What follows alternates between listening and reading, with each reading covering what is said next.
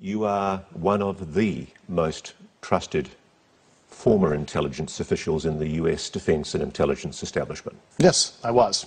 You were trusted with the most intimate secrets. Yes. Bonjour.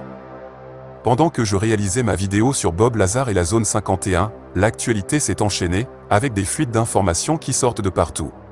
Récemment, un nouveau lanceur d'alerte du nom de David Grush a lancé une bombe dans les médias américains, en affirmant que les militaires ont en leur possession des vaisseaux spatiaux d'origine extraterrestre. Ce qui semble justement confirmer les déclarations de Bob Lazar.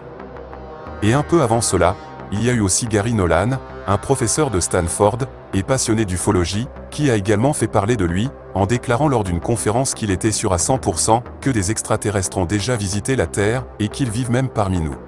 Et il avait fait référence à de nouvelles informations explosives, qui selon lui, allaient arriver bientôt cet été. Et il semble en effet que cela a commencé avec cette bombe venant de Washington. We have spacecraft from another species. We do, yeah. How many? Quite a number. You're kidding. No. Bienvenue sur La Vérité est ailleurs. Allez, c'est parti.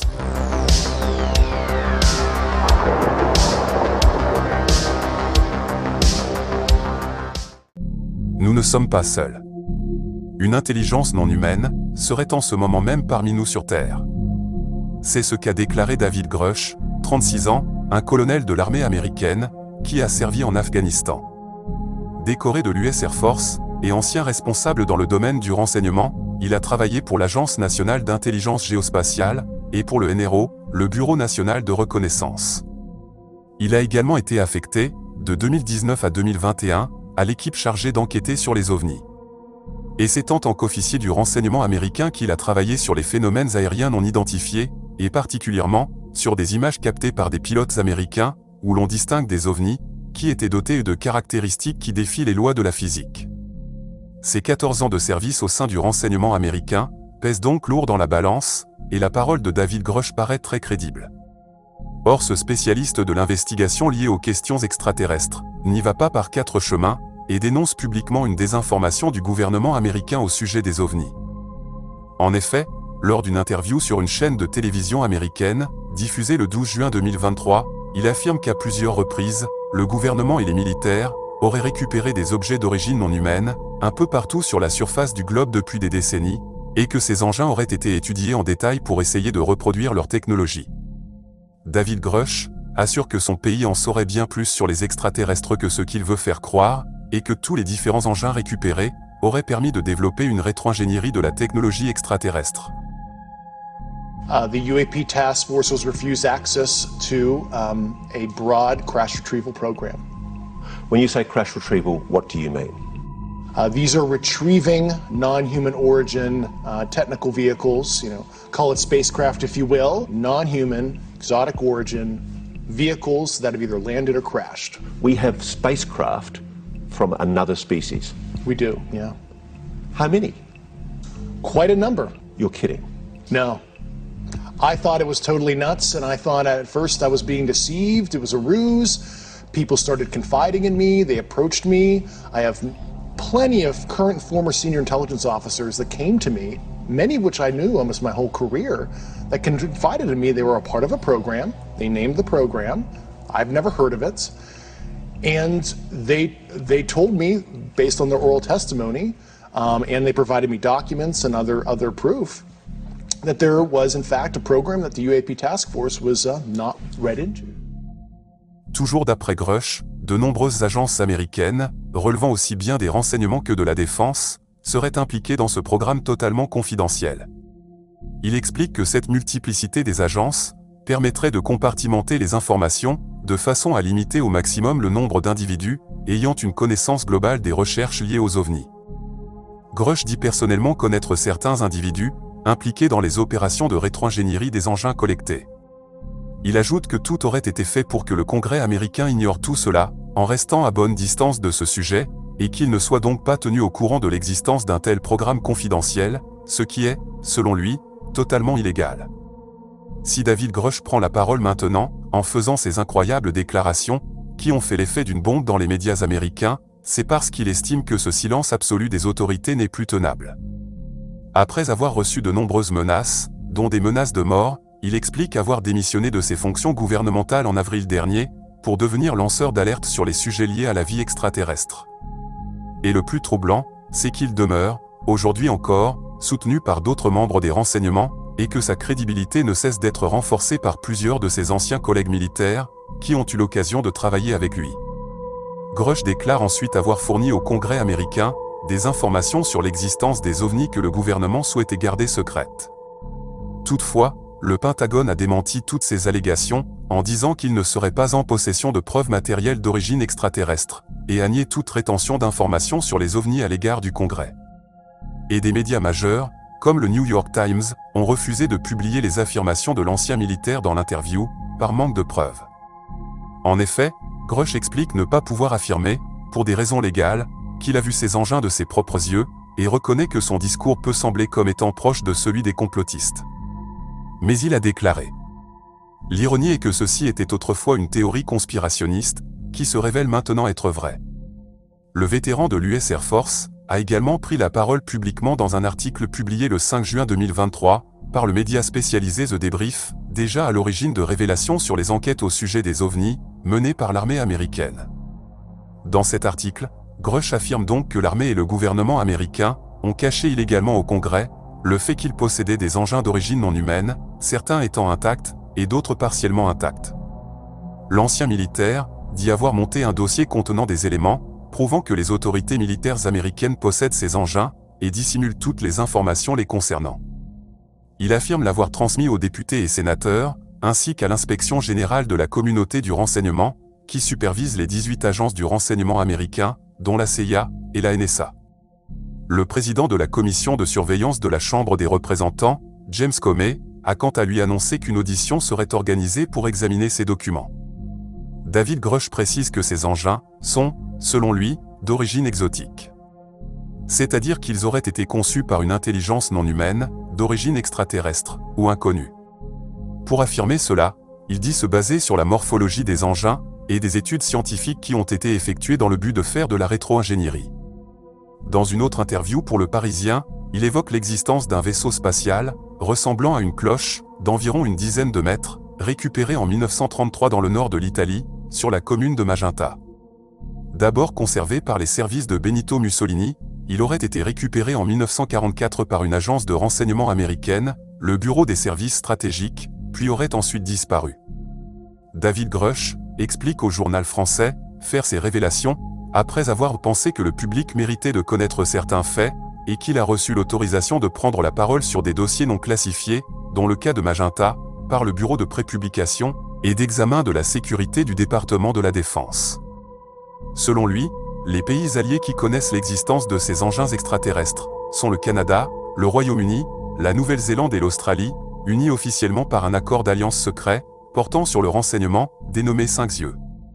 Grush affirme avoir déjà signalé une première fois à l'inspection générale du ministère de la Défense américaine, une supposée illégalité dans la non-transmission de ces informations au Congrès, en juillet 2021.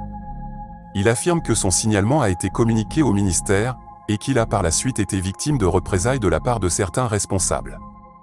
Il déclare : « On a essayé de s'en prendre à mon habilitation de sécurité, on a porté à mon encontre des allégations de faute, des choses comme ça. » Il explique ne pas pouvoir donner plus d'informations, car une enquête est en cours. Il a déclaré aux Parisiens que suite aux menaces de mort qu'il avait reçues, il avait estimé qu'il y avait un véritable risque à rester anonyme. Dans une telle situation, rendre l'affaire publique peut au contraire le protéger et lui permettre de continuer à porter ses revendications pour s'attirer un soutien du public. C'est donc à ce titre qu'il a déclenché la procédure auprès du Congrès pour être reconnu en tant que lanceur d'alerte et affirme avoir plus d'informations qu'il publiera plus tard. Tout cela ressemble étrangement à ce qui est arrivé en 1989 avec Bob Lazar, le célèbre lanceur d'alerte, qui avait révélé les mêmes informations sur la récupération et la rétro-ingénierie sur des engins d'origine extraterrestre, effectués dans une base secrète nommée S4, près de la zone 51. Dans un premier temps, Lazar avait fait ces révélations tout en restant anonyme, puis quelques temps plus tard, après avoir reçu plusieurs menaces de mort, il avait été obligé de révéler son identité au public, lors d'une interview télévisée avec le journaliste d'investigation George Knapp. Les incroyables déclarations de David Grush semble donc confirmer ce que disait Bob Lazar, il y a plus de 30 ans. Alors, que penser de tout cela? Si le témoignage de David Grush tranche par son apparente crédibilité, soulignons que ce dernier n'est toutefois accompagné pour le moment d'aucune preuve de ce qui est avancé, bien que personnellement je pense que tout ce qu'il dit est vrai. Il a également déclaré: « J'ai vu des choses très intéressantes dont je ne suis pas autorisé à parler publiquement pour l'instant. Je n'ai pas reçu l'approbation. » Le vétéran de l'US Air Force semble donc affirmer avoir vu lui-même du matériel exotique, mais qu'il ne serait pas autorisé à en parler pour le moment. Précédemment, le professeur Gary Nolan, immunologiste de l'université de Stanford et passionné d'ufologie, ne se range pas dans le camp des sceptiques. Comme David Grush, il affirme qu'il y a une dissimulation active du phénomène OVNI par les autorités et que leur existence est sur le point d'être prouvée aux yeux du monde entier. Interrogé lors d'une conférence sur la probabilité que les extraterrestres avaient déjà visité la Terre, il répond sans hésitation: « Oui, j'en suis sûr à 100%. » Et il ne s'arrête d'ailleurs pas là, affirmant que les extraterrestres nous observent à l'aide de drones et d'intelligence artificielle. Mais au nom de quoi un spécialiste du système immunitaire peut-il soudain se livrer à de telles affirmations? C'est l'intéressé qui apporte lui-même la réponse à cette question. Il y a plusieurs années, des agences, dont la CIA, lui auraient demandé d'examiner les IRM de pilotes ayant évolué à proximité d'ovnis supposés. Il a décrit des cerveaux horriblement endommagés, comparables à ceux de certains malades atteints de sclérose en plaques. Gary Nolan déclare avoir eu accès à des fragments provenant de ces épaves d'ovnis, dont un morceau de magnésium émanant d'une explosion survenue au Brésil, dans lequel il a décelé la présence d'isotopes radioactifs. De la technologie extraterrestre est déjà présente sur Terre, ajoute le scientifique. Alors, toutes ces déclarations font-elles partie d'un plan de divulgation progressif pour éviter une panique de la population? Ou bien, ces incroyables déclarations vont-elles finir par être classées sans suite, par manque de preuves, et ensuite finir par être oubliées du public, les médias passant à autre chose, comme c'est malheureusement déjà arrivé avec Bob Lazar? Dans la série Les Envahisseurs, diffusée à la fin des années 60, un dénommé David Vincent tente de convaincre un monde incrédule de la présence d'extraterrestres sur Terre. Bien évidemment, personne ne le croit, et pourtant c'est la vérité. Les extraterrestres sont bel et bien là, avec une apparence humaine pour ne pas éveiller les soupçons. David Grush va-t-il finir de cette façon, comme Bob Lazar, sans pouvoir prouver ce qu'il dit? Seul l'avenir nous le dira. Merci de m'avoir suivi, et à bientôt pour la prochaine vidéo. You're right. If you're telling us the truth, everyone, the entire American public, has been lied to for decades. Yeah, there's a sophisticated disinformation campaign targeting the U.S. populace, which is extremely unethical and immoral. You are saying to the human race, for the first time, an official intelligence representative at a high level from the US government is saying publicly, we are not alone. We're definitely not alone. Absolutely, the data points empirically that we're not alone, yeah. Do we have bodies? Do we have species of Well, non-human? naturally, when you recover something that's either landed or crashed, sometimes you encounter dead pilots. And believe it or not, as fantastical as that sounds, it's true. So I've got to be blunt about this. Yeah. You're not making this up. This is No. not a lie. No, absolutely not. Because everybody watching this right now is looking at your face. They're going, is this guy for real? I am for real.